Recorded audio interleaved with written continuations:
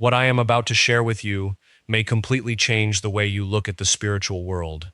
Every day, countless people walk into churches, sit through prayers, participate in rituals, and walk back into their normal lives believing they understand what is happening around them. But many have no idea that there is a battle taking place beyond what their eyes can see. They see a building, a service, and a place of worship. What they often fail to recognize is that there is a spiritual reality surrounding every human being at every moment. After 15 years involved in exorcism ministry, I have witnessed situations that would deeply challenge the faith of many believers. Not because faith is weak, but because many people never understood how serious the spiritual battle truly is. I have seen families experience destruction because they unknowingly opened doors through practices they considered harmless. I have seen people invite things into their lives without realizing the consequences. I have seen individuals suffer because they underestimated the importance of maintaining a strong spiritual foundation. I have seen priests and religious leaders face attacks because they neglected the seriousness of their own spiritual discipline. The enemy does not always need to openly confront you. Sometimes all he needs is for you to ignore him. And that is exactly what many people are doing today. They live as if the spiritual battle does not exist. They focus only on what they can see, touch, and measure, while ignoring the reality that there are forces working beyond the physical world. If you are watching this message right now, do not assume it is just a coincidence. There may be a reason these words reached you today. Perhaps you have experienced things in your life that you cannot fully explain. Maybe you have noticed repeated patterns of confusion, struggle, destruction, fear, or a sense that something is constantly working against you.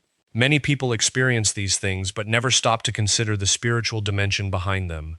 I am Father Chad Ripper, and what I am about to reveal is a message that many people have ignored, dismissed, or buried because they do not want to face the reality of spiritual warfare. Everything I will discuss comes from the traditions of the Church, from historical teachings, from the Roman ritual, from the writings and experiences of saints, and from encounters within the ministry of deliverance. This is not meant to entertain you. This is not a comfortable lesson designed to make you feel good. This is a warning and a call to awareness. By the end of this message, you will have a completely different understanding of the unseen world around you. Let me begin with one of the most important and disturbing realities that many people fail to recognize. A large number of Christians today believe they are spiritually alive while actually living in a state of spiritual weakness. Many assume that because they attend church, receive the sacraments, or identify themselves as believers, they are automatically protected from spiritual danger. But spiritual life is not simply about a label. It requires commitment, discipline, and constant growth. The Apostle Paul explains this clearly in Ephesians 6:12 when he says, "For our wrestling is not against flesh and blood, but against the principalities and the powers, against the world rulers of this darkness, against the spiritual forces of wickedness in the high places." Notice something important about this verse. Paul does not say that spiritual warfare is a possibility. He does not say that only certain people experience it. He says that our struggle is against these forces. This means spiritual conflict is not something that might happen someday. It is an ongoing reality. There is no neutral position in this battle. A person is either moving closer to God or slowly becoming weaker spiritually.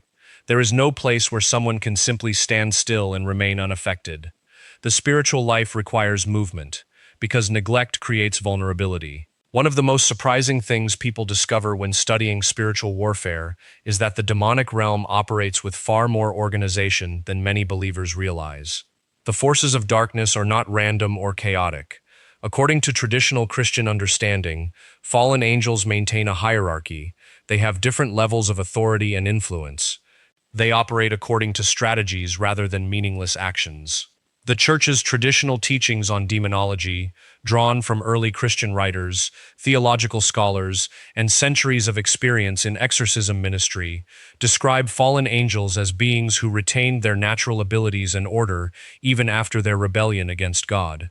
Lucifer, according to this tradition, was originally among the highest of the angels, and those who followed him retained their ranks after their fall. This means the forces of darkness are not simply acting without direction. They observe, they plan, they take advantage of weaknesses. They understand human behavior and look for opportunities to influence people away from God.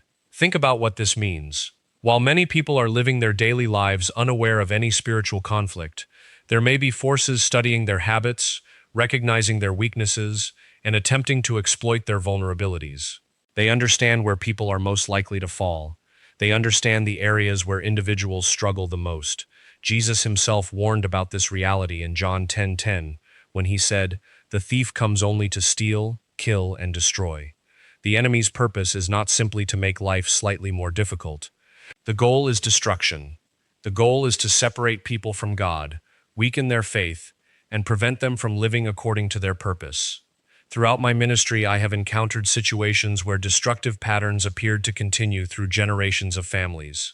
The Church has traditionally referred to these as familiar spirits or generational influences. These patterns often involve repeated struggles, such as addiction, violence, anger, abuse, or destructive behaviors that seem to continue from one generation to the next. Of course, human choices, environments, and personal decisions play a major role in these struggles. But in certain cases, the Church believes there can also be a spiritual dimension involved, where harmful patterns are influenced and encouraged by forces opposed to God. One of the most disturbing cases I encountered involved a woman whose family had connections with Freemasonry several generations earlier. She came seeking help because she was experiencing severe spiritual oppression, terrifying dreams, unexplained physical suffering, overwhelming fear, and an inability to pray. During the process of deliverance, the claim was made that a spiritual influence had entered the family line through the actions of her ancestors. According to the traditional understanding of exorcism ministry, demons are required to speak truth when confronted under the authority of the Church. The belief was that this influence had remained hidden for generations, weakening the faith of those who came afterward until it eventually affected her life. For believers, these accounts are not viewed as ancient myths or medieval stories. They are considered part of a long history of pastoral experience and spiritual teaching that has existed within the Church for centuries. But here is where many people become surprised. Many cases of spiritual oppression do not begin with obvious involvement in dark practices.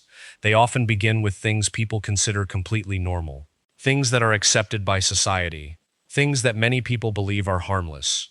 Practices such as yoga, Reiki, certain forms of energy healing, psychic readings, occult games, Ouija boards, and fascination with dark spiritual themes are often viewed by many as entertainment, relaxation, or personal exploration. However, from the perspective of traditional Catholic teaching, these activities can create spiritual risks because they involve seeking power, knowledge, or healing from sources outside of God.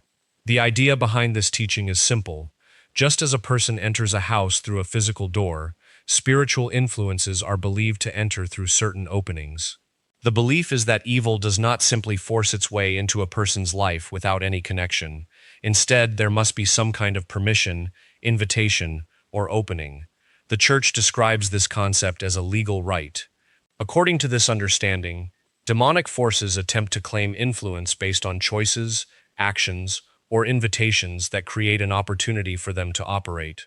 This is why the Church has consistently warned people to be careful about turning towards spiritual practices that do not come from God. Now, let us look closely at some of the most common spiritual doors discussed in exorcism ministry. One of the most controversial examples is yoga. Many people will strongly disagree with this, especially because millions practice yoga simply as exercise and relaxation. But from the perspective of certain Catholic exorcists, yoga is not viewed as only physical stretching. They argue that its original spiritual foundations connect it with Eastern religious traditions and practices involving spiritual concepts such as chakras, energy, and connection with higher powers. According to this view, the physical positions, breathing methods, and chants are not spiritually neutral because they come from a religious framework different from Christianity. The argument is that a person's intention may be harmless, but the spiritual roots of the practice still matter. In this ministry, there have been cases reported where individuals experience spiritual struggles after becoming deeply involved in such practices. Some claim to experience unusual disturbances, fear, or difficulty engaging in prayer. Those involved in deliverance ministry interpret these situations as evidence of spiritual doors being opened. The same concern is applied to practices like Reiki and energy healing. Many practitioners describe Reiki as a method of channeling universal life energy for healing. However, traditional Catholic teaching questions the source of such power when it does not come directly from God. The concern is not simply about the desire to heal. The concern is about where the spiritual source behind the practice originates. According to this perspective, opening oneself to unknown spiritual forces creates a risk, because not every spiritual influence is considered beneficial or from God. The concern surrounding practices like Reiki, psychic readings, and other forms of spiritual exploration comes from a deeper theological belief that human beings were created to seek guidance, healing, and wisdom from God, not from unknown spiritual sources. The argument presented by traditional Catholic teaching is that when someone reaches beyond God for spiritual power, knowledge, or healing, they may unknowingly expose themselves to influences they do not understand. This is why Scripture repeatedly warns against seeking communication or guidance from spirits, mediums, and occult practices. In Leviticus 19:31, the Bible says, "Do not turn to mediums or seek out spiritists, for you will be defiled by them." For believers who follow this teaching, this is not viewed as a simple suggestion or cultural advice. It is understood as a direct warning about spiritual dangers. Yet many people today approach these practices casually. Some visit psychics out of curiosity. Some participate in spiritual rituals because their friends encourage them. Others experiment with practices they consider harmless because they do not believe anything serious can happen. But those involved in deliverance ministry argue that curiosity itself can become an opening. According to exorcists, one of the most common patterns they encounter is that people often begin with something small. They may not intend to reject God. They may not consider themselves involved in anything dangerous. They may simply be searching for answers, healing, peace, or personal growth. But the concern is that seeking these things through spiritual methods outside of God can create a vulnerability. Another area frequently discussed in exorcism ministry is the use of Ouija boards and seances. Many people, especially young people, have treated these things as games or entertainment. They may use them at parties, during sleepovers, or simply out of curiosity. However, within traditional Christian teaching, these activities are not viewed as harmless games.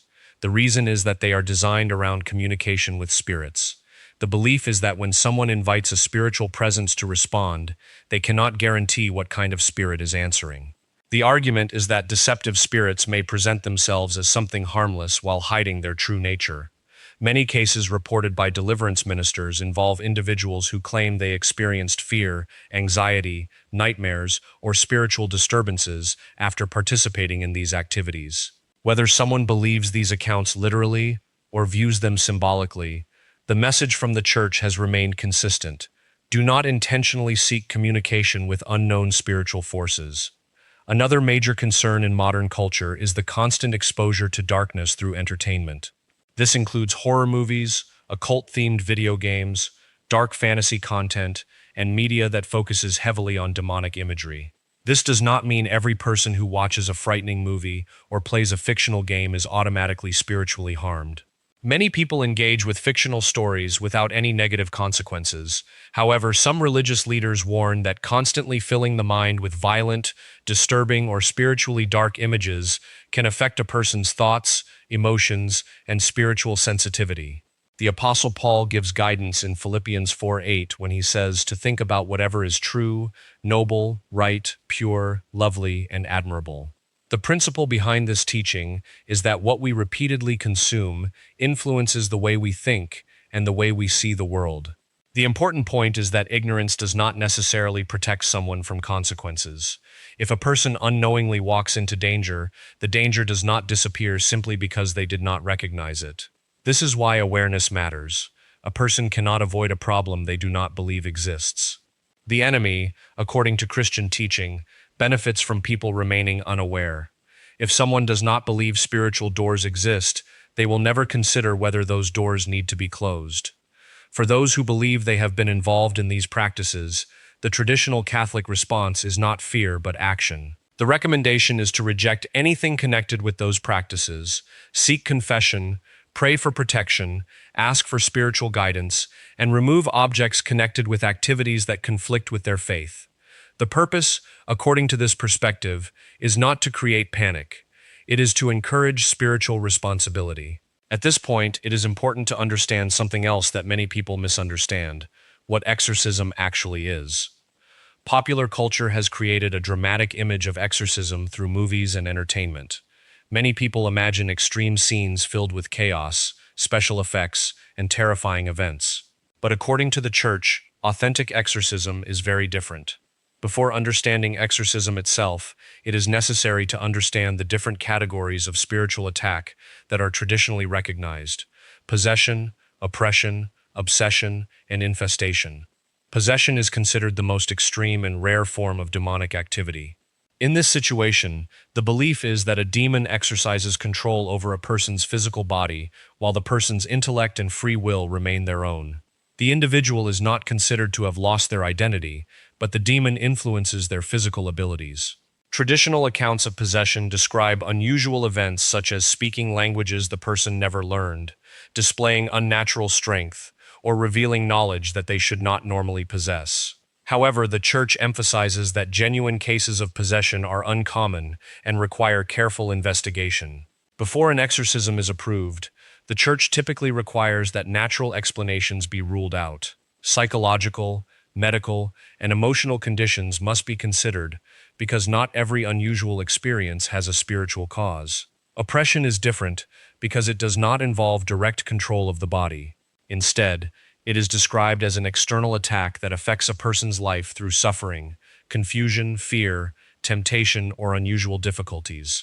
According to this understanding, a person experiencing oppression may face repeated struggles that seem overwhelming.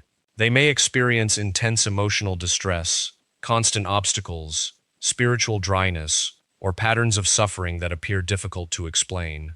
Obsession refers to attacks on the mind. This is described as persistent thoughts, fears, temptations, or disturbing ideas that feel intrusive and difficult to control. The purpose of these attacks, according to this belief, is to create despair and separate a person from trust in God. Many people struggle with unwanted thoughts for many reasons, including mental health challenges, trauma, or stress. The Church recognizes that not every mental struggle is caused by spiritual forces, but in some cases, spiritual leaders believe there can also be a spiritual dimension that requires prayer and discernment. Infestation is associated with locations or objects rather than directly with a person. This refers to situations where a place is believed to experience unusual disturbances, such as unexplained sounds, objects moving, strange changes in atmosphere, or other phenomena. Again, the Church teaches caution. Not every strange event is automatically considered demonic. Investigation and careful judgment are necessary. Now, when an actual exorcism takes place, it is not a performance. It is not a dramatic event created for attention. It is a prayer of the Church. The authority used during an exorcism does not come from the personality, strength, or personal ability of the exorcist. According to Catholic teaching, the authority comes from Jesus Christ and the power of the Church acting in His name. The exorcist begins with prayer, blessings, and readings from Scripture. Holy water may be used as a sacramental sign of God's grace. The litany of the saints may be prayed. Passages from the Gospels are proclaimed.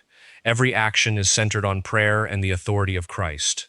The demon is commanded to leave, not because the priest has personal power, but because the Church believes Christ has authority over all evil. Those who perform exorcisms often describe moments of intense spiritual struggle.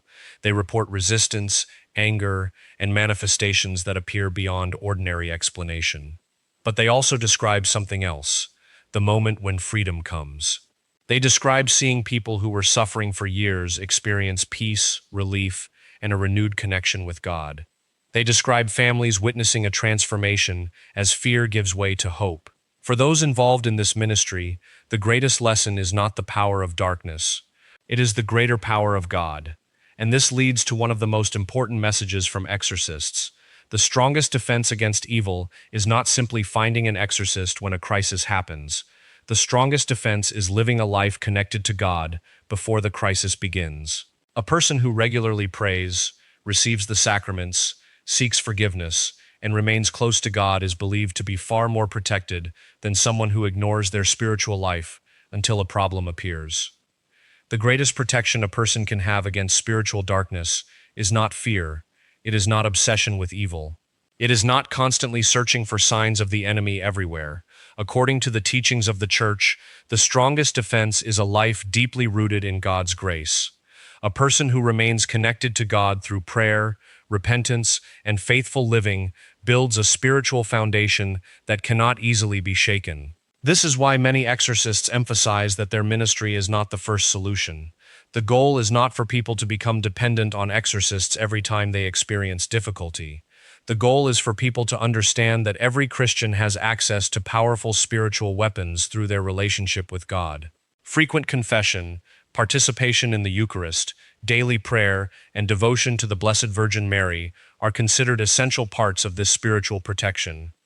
The belief is that evil fears a soul that is united with God, because a person living in grace is no longer relying only on their own strength. They are relying on the power of God. One of the most important points that many people overlook is that the spiritual battle is not won by learning more about darkness, it is won by becoming stronger in the light. However, there is a difficult truth that needs to be addressed. Many Catholics today have lost connection with the traditional practices that shaped the spiritual lives of generations before them. Practices that were once considered normal parts of Christian life are now often ignored, forgotten, or treated as outdated. The issue is not that every modern approach to faith is wrong. The issue is that many people have abandoned spiritual disciplines that provided strength, discipline, and protection. A faith that only focuses on comfort while avoiding sacrifice creates weakness. Christianity has always taught that following Christ requires transformation. It requires commitment, self-denial, and a willingness to fight against the things that separate us from God. The spiritual life was never meant to be passive. It was never meant to be simply identifying as a Christian while living no differently from the world around us. Throughout history, the saints were not people who avoided struggle. They were people who entered the struggle with faith, prayer, discipline, and courage. They understood that the Christian life involved a battle against temptation, selfishness, fear, and anything that pulled the soul away from God. One of the most powerful examples of spiritual discipline is the Rosary. Many people know the Rosary, but fewer understand the depth behind it. It is not simply repeating prayers. When prayed properly, with attention and devotion, it becomes a meditation on the life of Christ and a powerful act of faith. The Rosary has a long history within Catholic tradition. It has been associated with moments of spiritual protection, conversion, and victory over evil. Many saints and spiritual leaders have spoken about its importance throughout history. Saint Dominic is traditionally connected with the promotion of the Rosary, especially during a time when the Church faced serious challenges. According to Catholic tradition, the Rosary was given as a spiritual weapon against false teachings and spiritual confusion. The power of the Rosary does not come from the words being repeated mechanically. It comes from the heart behind the prayer. A person praying while distracted, rushing, or simply going through the motions may miss the deeper purpose. But someone who prays with faith, reflection, and devotion is engaging in a powerful spiritual practice. Those involved in deliverance ministry often describe how demons react strongly to prayers that are deeply connected to God. The reason, according to this belief, is not because of the person praying, but because these prayers point directly toward Christ and his victory over evil. Another spiritual weapon that many Christians have neglected is fasting. Jesus himself spoke about fasting. In the Gospel accounts, he taught that some battles require both prayer and fasting. Fasting has always been understood in Christianity as a way of strengthening the spirit by disciplining the body. The purpose of fasting is not to punish the body, it is to train the soul. It teaches self-control. It reminds a person that they are not controlled by every desire, emotion, or physical impulse. The early Christians practiced fasting regularly. Many saints throughout history used fasting as a way to deepen their relationship with God and develop spiritual strength. Yet today, many believers rarely practice it. Even the fasting traditions that remain within the Church are often ignored or treated as unnecessary. But spiritual discipline has always required sacrifice. A soldier cannot become strong without training. An athlete cannot improve without discipline. In the same way, a Christian cannot grow spiritually without practices that strengthen the soul. Another area often misunderstood is the use of sacramentals. Holy water, blessed salt, blessed candles, the scapular, medals, and other objects connected with the Church are sometimes dismissed as superstition. But within Catholic teaching, these are not magical objects. They do not have power by themselves. Their purpose is to point believers toward God and serve as signs of faith and prayer.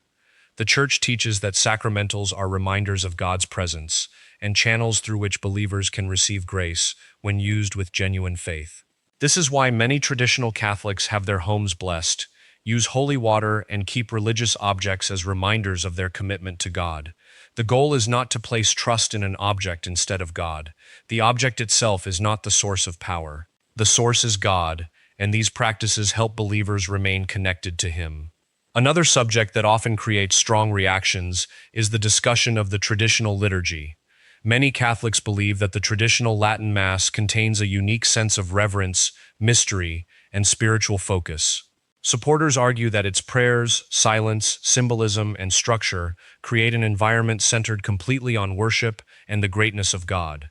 The argument is that every element of the traditional liturgy points the person away from distraction and toward a deeper awareness of the sacred. The prayers, gestures, and rituals developed over centuries were designed to communicate humility before God. They remind worshippers that the Mass is not simply a gathering of people, but an encounter with the divine. However, discussions about different forms of the Mass are often complicated. The Catholic Church recognizes the validity of the current form of the Mass as well. The question is not whether one form is valid or invalid. The deeper discussion is about how different forms of worship influence the spiritual life of believers.